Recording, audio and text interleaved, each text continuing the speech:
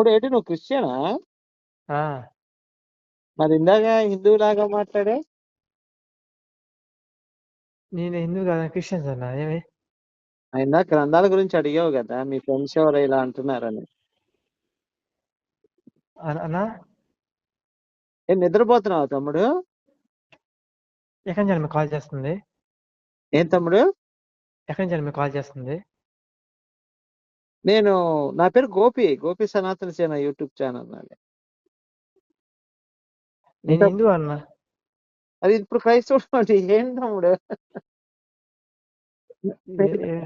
ఇంతకు ముందు నాకు కాల్ చేసినావు కదా, ప్రైజ్ అలాడని పెట్టావు నువ్వు మరి వాట్సాప్ లో. అంటే ఏ అని నేను పెట్టేశాను అన్న. సారీ అన్న. అయితే అలా కాదు, ఒక విషయం అడగవచ్చా మీకు మిమ్మల్ని?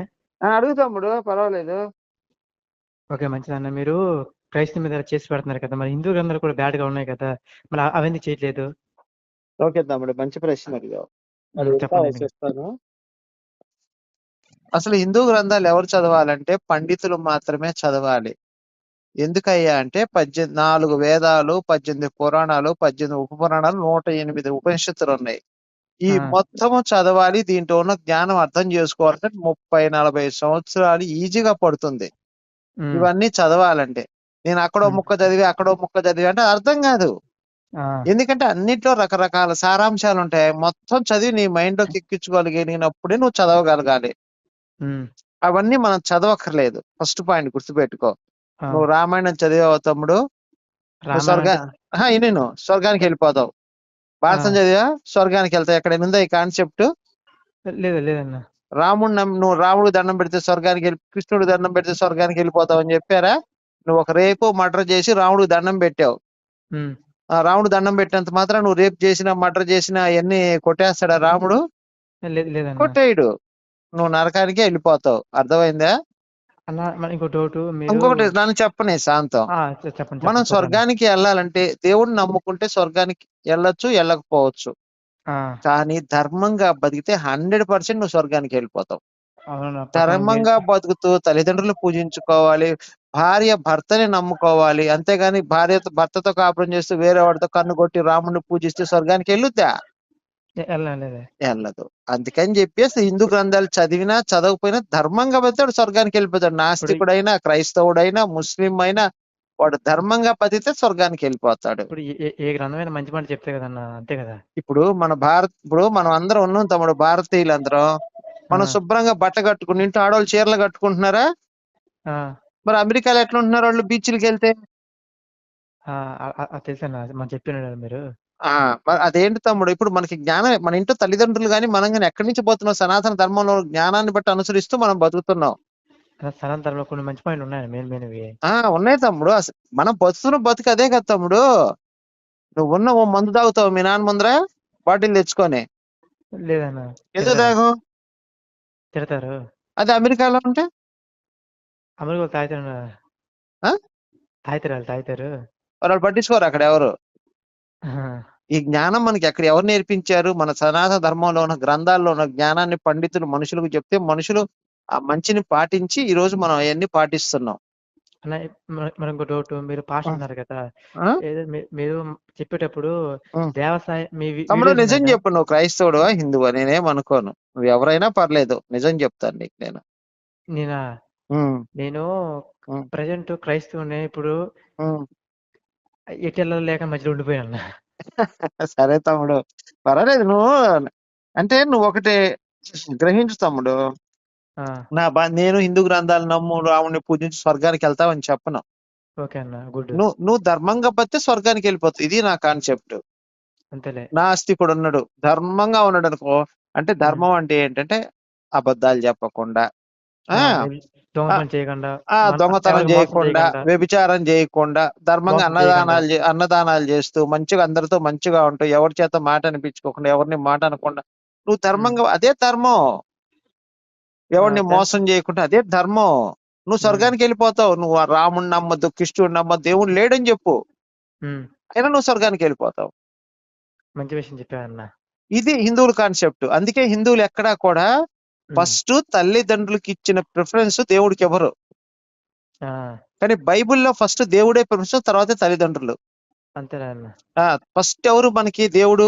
తల్లి, తండ్రి, హ్మ్. గురువు, దైవం. దైవం లాస్ట్. అవునన్నా. మనకి ఫస్ట్ మనకి ఓనమాలు నేర్పించేది ఎవరు? తల్లి. తల్లి అన్న. ఈ సమాజంలో ఎలా బతికించేది నేర్పించేది తండ్రి. ఆ! గురువు జ్ఞానాన్ని ఉపదేశిస్తాడు మనకి. అది ఎవడైనా చదువు గాని ఏదైనా ఇంక మీరే గురువు అంటే ఇంక అన్ని నేర్పిస్తాడు. అన్ని రకాల గురువులు అన్ని నేర్పిస్తారు మనకి. అలా చక్కగా రేపు మాట్లాడొచ్చా నీతోటి? మాట్లాడు తమ్ముడు, పర్వాలేదు పర్వాలేదు. అంటే ఛార్జింగ్ దిగిపోయిందన్న. 13 పాయింట్‌కొచ్చింది. సరే తమ్ముడు, నీ ఇష్టం. ప్రైజ్ లార్డ్ అని పెడితే నువ్వు క్రిస్టియన్ అనుకున్నాను నేను. మహిమ, నీ పేరు మహిమ ఏదో వచ్చింది. వచ్చిందన్న. భోజనం చేశారా మీరు? చేశాను తమ్ముడు, చేశాను.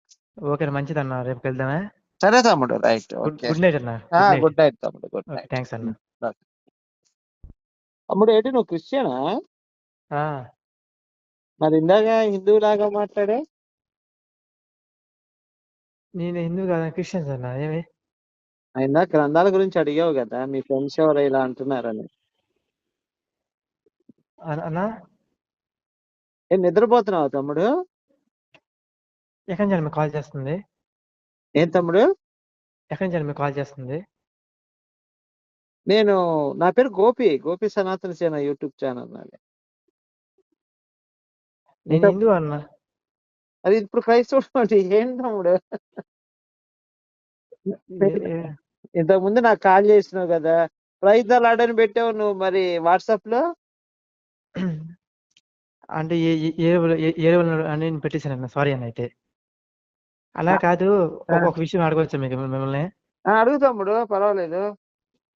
ఓకే, మంచిదన్న. మీరు క్రైస్తవ మీద చేసి పెడుతున్నారు కదా, మరి హిందూ గ్రంథాలు కూడా బ్యాడ్ గా ఉన్నాయి కదా, మరి అవన్నీ చేయట్లేదు? ఓకే తమ్ముడు, మంచి ప్రశ్న అడిగావు. చెప్పండి. చెప్తాను. అసలు హిందూ గ్రంథాలు ఎవరు చదవాలంటే పండితులు మాత్రమే చదవాలి. ఎందుకయ్యా అంటే 4 వేదాలు, 18 పురాణాలు, 18 ఉపపురాణాలు, 108 ఉపనిషత్తులు ఉన్నాయి. ఈ మొత్తము చదవాలి. దీంట్లో ఉన్న జ్ఞానం అర్థం చేసుకోవాలంటే 30-40 సంవత్సరాలు ఈజీగా పడుతుంది ఇవన్నీ చదవాలంటే. నేను అక్కడో ముక్క చదివి అక్కడో ముక్క చదివి అంటే అర్థం కాదు. ఎందుకంటే అన్నిట్లో రకరకాల సారాంశాలు ఉంటాయి. మొత్తం చదివి నీ మైండ్ లోకి ఎక్కించుకోగలిగినప్పుడే నువ్వు చదవగలగాలి. అవన్నీ మనం చదవక్కర్లేదు. ఫస్ట్ పాయింట్ గుర్తుపెట్టుకో. నువ్వు రామాయణం చదివావు తమ్ముడు, నేను స్వర్గానికి వెళ్ళిపోతావు. భారతం చదివా, స్వర్గానికి వెళ్తావు. ఎక్కడైనా ఉందా ఈ కాన్సెప్ట్? లేదన్న. నువ్వు రాముడికి దండం పెడితే స్వర్గానికి వెళ్ళి, కృష్ణుడు దండం పెడితే స్వర్గానికి వెళ్ళిపోతావు అని చెప్పారా? నువ్వు ఒక రేపు మర్డర్ చేసి రాముడికి దండం పెట్టావు. రాముడు దండం పెట్టినంత మాత్రం నువ్వు రేపు చేసినా మర్డర్ చేసినా అవన్నీ కొట్టేస్తాడా రాముడు? కొట్టేయడు. నువ్వు నరకానికే వెళ్ళిపోతావు. అర్థమైందా? ఇంకో డౌట్. ఇంకొకటి నన్ను చెప్పనే శాంతం. చెప్పండి. మనం స్వర్గానికి వెళ్ళాలంటే దేవుడిని నమ్ముకుంటే స్వర్గానికి వెళ్ళొచ్చు, వెళ్ళకపోవచ్చు. కానీ ధర్మంగా బతికితే 100% నువ్వు స్వర్గానికి వెళ్ళిపోతావు. ధర్మంగా బతుకుతూ తల్లిదండ్రులు పూజించుకోవాలి, భార్య భర్తని నమ్ముకోవాలి. అంతేగాని భర్తతో కాపురం చేస్తూ వేరే వాడితో కన్ను కొట్టి రాముడిని పూజిస్తే స్వర్గానికి వెళ్ళుద్దా? వెళ్ళదు. అందుకని చెప్పేసి హిందూ గ్రంథాలు చదివినా చదవకపోయినా ధర్మంగా బతికాడు స్వర్గానికి వెళ్ళిపోతాడు. నాస్తికుడైనా, క్రైస్తవుడైనా, ముస్లిం అయినా వాడు ధర్మంగా బతికితే స్వర్గానికి వెళ్ళిపోతాడు. ఇప్పుడు ఏ గ్రంథమైనా మంచి మాట చెప్తే కదన్నా, అంతే కదా. ఇప్పుడు మనం అందరం ఉన్నాం తమ్ముడు, భారతీయులందరం. మనం శుభ్రంగా బట్ట కట్టుకుని ఇంట్లో ఆడవాళ్ళు చీరలు కట్టుకుంటున్నారా? మరి అమెరికాలో ఎట్లా ఉంటున్నారు వాళ్ళు బీచ్లకి వెళ్తే? తెలుసన్నా, మనం చెప్పినారు మీరు. అదేంటి తమ్ముడు, ఇప్పుడు మనకి జ్ఞానం మన ఇంట్లో తల్లిదండ్రులు గాని మనం గాని ఎక్కడి నుంచి పోతున్నాం? సనాతన ధర్మంలో జ్ఞానాన్ని బట్టి అనుసరిస్తూ మనం బతుకుతున్నాం. సనాతన ధర్మంలో కొన్ని మంచి పాయింట్లు ఉన్నాయి. ఉన్నాయి తమ్ముడు. మనం బతుకుతున్న బతుకు అదే కదా తమ్ముడు. నువ్వు మందు తాగుతావు మీ నాన్న ముందర బాటిల్ తెచ్చుకొని? లేదన్నా. ఎందుకు తాగు? తిడతారు. అదే అమెరికాలో ఉంటే? అమెరికాలో తాగుతారు. వాళ్ళు పట్టించుకోరు అక్కడ ఎవరు.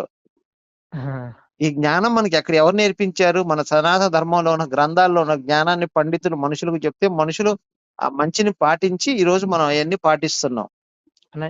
మరి ఇంకో డౌట్. మీరు పాస్టర్ అన్నారు కదా, మీరు చెప్పేటప్పుడు తమ్ముడు నిజం చెప్పు, నువ్వు క్రైస్తవుడు హిందువా? నేనేం అనుకోను. నువ్వు ఎవరైనా పర్లేదు, నిజం చెప్తాను నీకు నేను.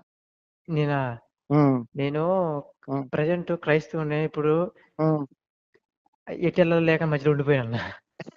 సరే తమ్ముడు, పర్వాలేదు. నువ్వు అంటే నువ్వు ఒకటి గ్రహించు తమ్ముడు. ఆ, నేను హిందూ గ్రంథాలు నమ్ము రాముడిని పూజించి స్వర్గానికి వెళ్తావని చెప్పను. ఓకే అన్న, గుడ్. నువ్వు ధర్మంగా బతితే స్వర్గానికి వెళ్ళిపోతావు. ఇది నా కాన్సెప్ట్. అంతేలే. నా ఆస్తికుడు ఉన్నాడు, ధర్మంగా ఉన్నాడు అనుకో. అంటే ధర్మం అంటే ఏంటంటే అబద్ధాలు చెప్పకుండా, ఆ దొంగ ఆ, పని చేయకుండా, దొంగతనం ఎవరికి మోసం చేయకుండా, చేయకుండా, వ్యభిచారం చేయకుండా, ధర్మంగా మోసం చేయకుండా. అన్నదానాలు చేస్తూ మంచిగా అందరితో మంచిగా ఉంటూ, ఎవరి చేత మాట అనిపించుకోకుండా, ఎవరిని మాట అనకుండా, నువ్వు ధర్మంగా, అదే ధర్మం.